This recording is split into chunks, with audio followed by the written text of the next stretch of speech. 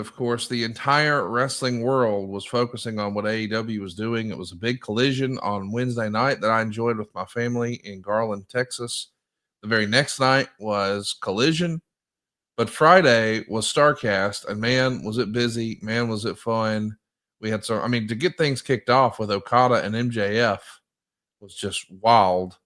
I mean, it was a happening. You never knew what you were going to see or what was going to happen. But that night, I think a lot of people were blown away with what they saw in the main event. Takeshita and Bandito had, without question, a match of the year candidate. Right. One of, if not the greatest title match in Ring of Honor history. Go out of your way to see it. According to the fans over at Cage Match, it is Bandito's best match ever. And it's tied for Takeshita's best match ever, along with his match against Will Ospreay. But Takeshita, in my opinion, and this is crazy because we all know he's a great wrestler and we all say it, but I think you could argue that Takeshita might actually be the most underrated in-ring performer in the world right now. I don't remember that dude. You know, Jim Ross famously said, I've never seen Shawn Michaels botch. And Mm-hmm. I'm sure when Shawn heard that, he knocked on wood and everything he could see nearby. But Right. like Takeshita, it just feels like he's everywhere he's supposed to be. He is about as perfect of an in-ring wrestler as you're going to see. And I was so excited that we got to see that. Really, I mean, the esports arena is in the same parking lot as our hotel at Starcast. Like Right. the idea that our AEW fans and Starcast fans could come support Starcast and literally in the same parking lot walk 100 yards maybe, and they're ringside to see Takeshita and Bandito. It was something else this weekend, Tony. Tremendous area, really, if you think about where the baseball stadium is. Yes. Cowboys AT&T Stadium is not too far away in the distance, and they have a Lowe's Hotel, a Sheraton Hotel, a Lowe's Live. They have this outdoor bar area, which I guess is Lowe's Live, and so it's just a wonderful area to have something like that in. I was talking to Keith Mitchell about this. You know, Keith was a longtime uh, producer of ours, and he asked me. We were texting back and forth on Saturday night. He asked me how the show was, and I told him. I said, "This area in Arlington, Texas, is absolutely wonderful. I mean, they got a Six Flags out there too. I mean, it's just a great place." And he said, "Yeah." He said, "That's where we used to go dove hunting back in the '60s." I said, "Wow." Well, it's changed a great deal. So it was a great place to hold it. And the baseball stadium to me is has come a long way. Now they're in palaces like that. And believe you me, the Rangers fans and should be very proud of the stadium they have because it's wonderful. I want to say something about the show. I like all of us, I know a lot of people thought, and the Bucks and Kenny Omega. I'm sorry, the Bucks and Swerve Strickland and Will Ospreay was wonderful. Yes. Um, and there was the main event was so crazy, but so well done. Stories being told, you know, everything coming back to fruition. Brian Danielson coming in shocked the hell out of me.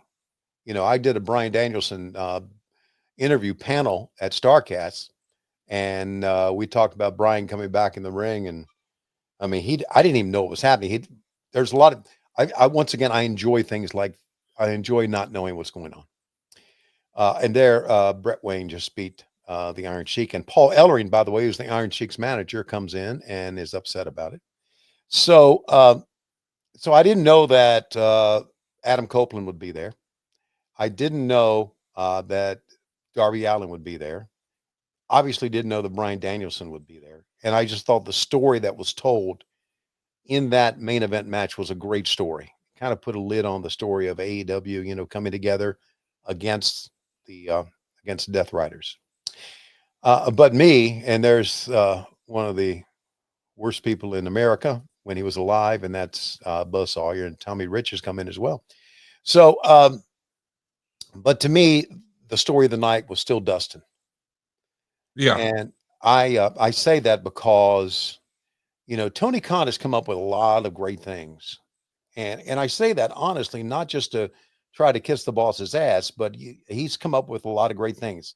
The Casino Gauntlet, the Timeless Tony Storm character, Everything you see on TV, I mean, he will listen to guys and listen to his staff, but he makes the final decision.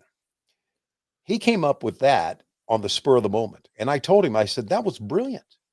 That was absolutely brilliant, because when the four-way was put together, everybody thought that Kyle Fletcher was going to win. I think, and to have Dustin win it in Texas Stadium unexpectedly was just and Dave, thanks for that. That's a wonderful. There was legitimate tears. Dustin was just broke down and By the way, cried. we should explain. I don't know that everybody who's seeing the picture knows exactly what's happening, but the kids on the outside of the four that are there with Dustin Yeah, are actually Dustin's nephews, right, his sister Kristen's sons, and they right, are coming through Dustin's school. They're right. known as the Rhodes brothers. Mhm. We had them at Starrcade, and the inner set, the guys who Dustin are actually resting on their shoulders, those are the Von Erichs. Those are Kevin Von Erich's sons. Mhm. So you've got just a ton of Texas wrestling history, and you see in the background there, Dustin's tag team partner as the Sons of Texas, Mhm. Sammy Guevara. I mean, what a feel-good moment right here in the stadium. I mean, just the idea that it's happening in Texas. It was Right, a special moment, and what a tall order it was. And man, Dustin answered the call. He wrestled twice that night and once the night before. Three right. matches inside of 24 hours. Same thing for Sammy too. Yeah, Yeah, but I yeah. respectfully, Sammy has youth on his side. Right, He's got right, all the wars and all the battles, and respectfully the age. I'm not calling him old. I'm just saying, man, there's not a lot of guys performing at his age, and if they are, they're not at that level. And to be right. at that level, not once, not twice, but 3 times. He joked on social media that he had to jump in an ice bath. Yeah, no shit. Thank Yeah, you, Dustin. I mean, yep. what a fucking warrior he was that weekend. Yeah. He was. Even before he found out he was wrestling twice, I saw him backstage and he was kind of moving slowly. I said, "Are you doing all right?" And he said, "Yeah, I'm sore." I said, "Yeah." I mean, even young men are sore after wrestling, right? Uh, Yes. and so I really get it. But we didn't know that Adam Cole could not perform until the night before, probably the morning of. Okay, so for Tony to come up with that idea, I think was one of the best things he's ever done. And I told him that it was brilliant. It was the right move to make for the right moment, and and I know Dustin was very emotional about it. It was kind of an emotional night, of course. In a lot of ways, for a Yeah, lot of people, a lot of right. matches. I mean, Yeah, it really was a happening. I mean, clearly I mean, don't get me wrong, the high watermark in your time in AEW, I mean, you could say it was the first TV show, or hmm, you could say it was Arthur Ashe and what a big opportunity that was. Wembley. Certainly the Right, record-breaking crowd at Wembley right. to come back to America in Dallas. Hmm, We're not too far from where, Von Erich and Flair set that record back in right, '84. right. Texas And just Stadium. to know that here we are, I don't know, it was a special night, man. Yeah, it really was. And so kudos to our boss and the staff for putting that together. It was emotional, but it was emotional for Adam Cole because he was legitimately crying. Roddy and Kyle O'Reilly were crying with him, and the tears you saw from Hangman were legit. Yeah. Uh, so it was emotion, man. Emotion just.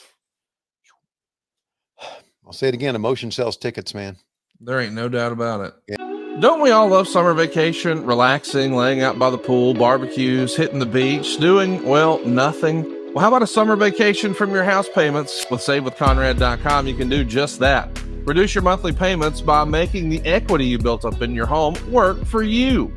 You can roll together those high interest rate credit cards into one lower monthly payment, and perhaps access some of that newfound equity to turn your house into your dream home with no money out of pocket. And how about this? You get to skip your next 2 house payments. That's right. You won't have to make your June or your July house payment. You're done until August 1st. Go right now to SaveWithConrad.com. Let my team run the numbers for you for free. There's no obligation, and if we can't help you save some cash, we won't waste your time. And did I mention we're offering a 3-year guarantee right now? That's right. That means if at any point interest rates improve over the next 3 years, you get a free refi. That's right. No new lender fees from us. So you get to save money now without wasting money later when the rates improve on a whole second set of closing costs. Why not go to savewithconrad.com and get a guarantee? Save money now and save money later with your friend in the mortgage business. That's me, Conrad Thompson at savewithconrad.com. Shoot me an email at conrad@savewithconrad.com. Give us a call at 888-425-0105 or get yourself a quick quote. Even talk to a live person right now at savewithconrad.com. NMLS number 2129, equal housing lender. Let's take a summer vacation from house payments at savewithconrad.com.